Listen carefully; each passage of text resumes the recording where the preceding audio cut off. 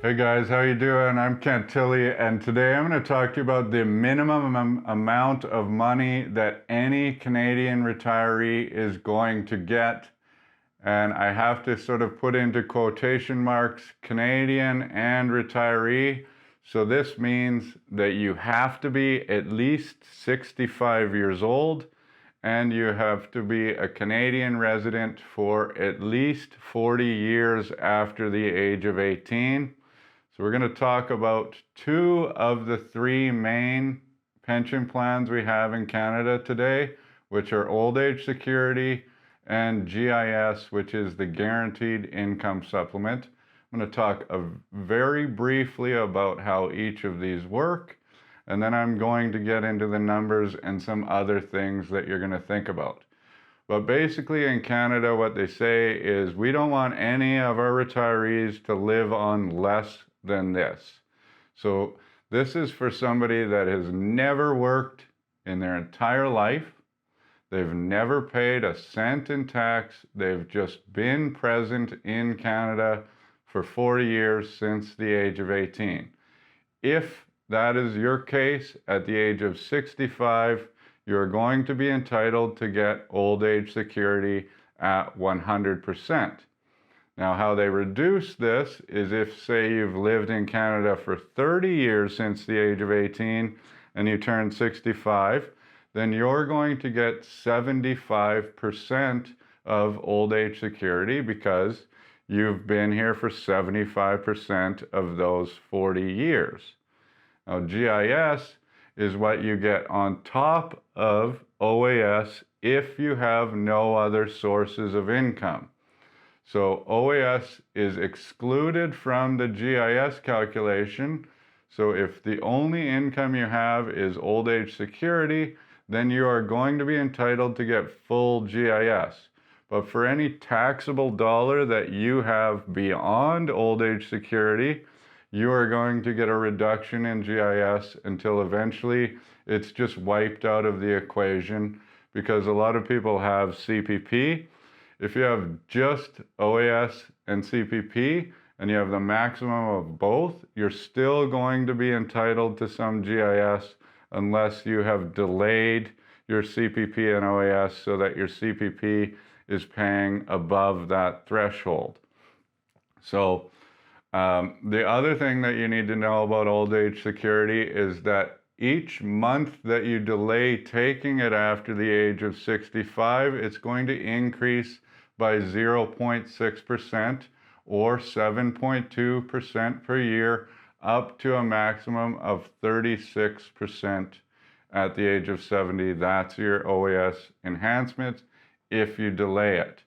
GIS is based on tables that we can check out, and we'll show you a link in the video or comments or whatever as to the GIS table, so you can try and kind of figure out how that works.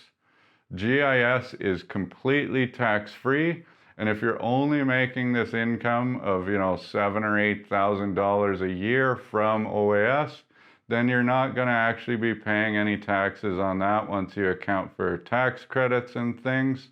So this income can be considered after tax. This is net what you're going to take home, because you will not owe any tax if this is your situation. So one other thing that I want to mention about this is a lot of people will ask, well, I haven't been in Canada for that long, but I am a Canadian. Well, the thing about the government, and this is either a good thing or a bad thing, I'm not too sure, they're not very transparent about this, but if this is your case, they have some, treaties with other countries where I don't know where the money's coming from, but there is a way, I believe, for you to basically get the exact same amount of money as a Canadian that has lived here for that full 40 years. I believe that they top up your OAS and GIS to this amount, but that is very hard information to find. I just want to stop you guys right there for a second. I know that I talk slow, but this is my method of teaching. One thing, if you've learned anything from this video, the easiest way that you can help us out here, because we love teaching you guys, is to just like, subscribe, comment, share this with friends who you might feel this information is useful for them. And the last thing I'm going to say about OAS, GIS, and CPP is that they are all indexed with inflation. So the numbers from, last month don't apply anymore because they've increased in the last month. And as inflation is going up, at least they're matching that with the CPI. So that is a good thing with these pension plans. They do get matched with inflation. Now, I have a couple questions because this information is a little bit hard to find. So I'm going to tell you a little bit before I get into the graph to show you the single minimum amount that you're going to get and the couple minimum amount you're going to get is on the site. What they say is this is the maximum amount of money that you're going to get if you get maximum OAS and GIS, and that number as a single person is $1,764.69 at the age of 65. However, I don't know, because it says that is the maximum, if this chart is actually right. So if anybody knows this for a fact, could you please let us know in the comments? Because I would love to know if I'm off base with this, because I have another question after I show you these graphs. So I'm going to look down. Ryan will put these up on the screen. But like I said, at 66, 67, up to 70, your OAS is going to increase, but GIS is going to be the same with the exception of inflated numbers. If you delay, they'll go up with inflation. So at 65 right now, the maximum OAS you're going to get every month is $707.68. And the maximum GIS you're going to get is $1,057.01 for a total of $1,764.69, which they say is the maximum. But I believe, and correct me if I'm wrong, that if you delay your OAS, say you work until you're 68 years old, now you're getting $860.54 a month from OAS plus maximum GIS. Now your total is $1,917.55. So we're looking at this chart. By working a little bit longer, this should, in my opinion, increase your overall retirement benefit from the government of Canada.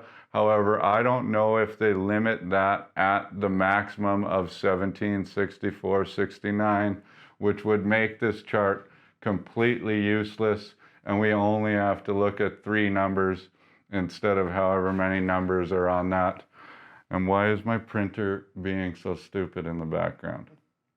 Now, there's another thing that happens with OAS at 75. Right now, they have a permanent increase at the age of 65 of 10%, which they say the maximum amount of OAS you can get at 75 is $778.45.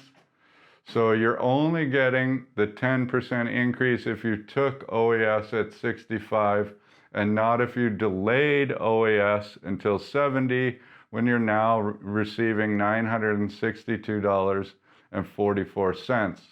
So I don't know why they're not increasing that number by 10% at 75 as well, because you've allowed them to have an extra 5 years of investing that money that you haven't been drawing from.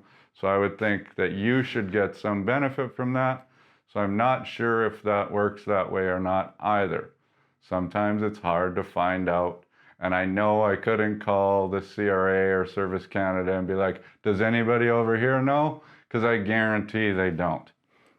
Now, with a couple, you're going to see that it is way, way, way, way easier for a couple to live in retirement rather than a single. So each person in this scenario, you've never worked in your entire life. A couple has never worked in their entire life. They've just been Canadians. They're both going to get that full OAS. and now they're going to get a reduced amount of GIS, but they are both going to get GIS that adds up to more than what a single person would get in GIS. So now they have 4 streams of income for one household compared to 2, which are either equivalent or less in total, really.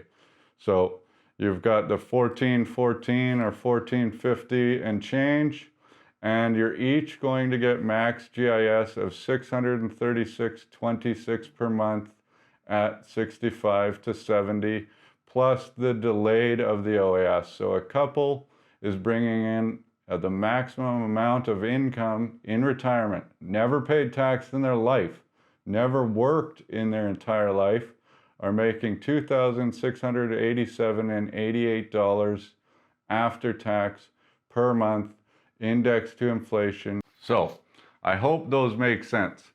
Now, obviously, this is not a normal situation. There aren't people, I've never actually met a single human being that doesn't have at least some CPP, doesn't have at least some savings or some financial history. They have a house, they've got some investments, they have budgeting issues, they have a little pension here and there, they have whatever. There's more that comes into play than just OAS and GIS. But this is exactly why I developed the $500 financial plan over a year ago, is because we wanted to help anybody in Canada that needs it. And we also feel like we deserve to make money for giving some advice. So one of the things is we are experts in helping you decide what to do to maximize the amount of money that you're going to get with these benefits incorporated with everything else that you have. So if you're in this situation where you're a low-income retiree, I promise we can help.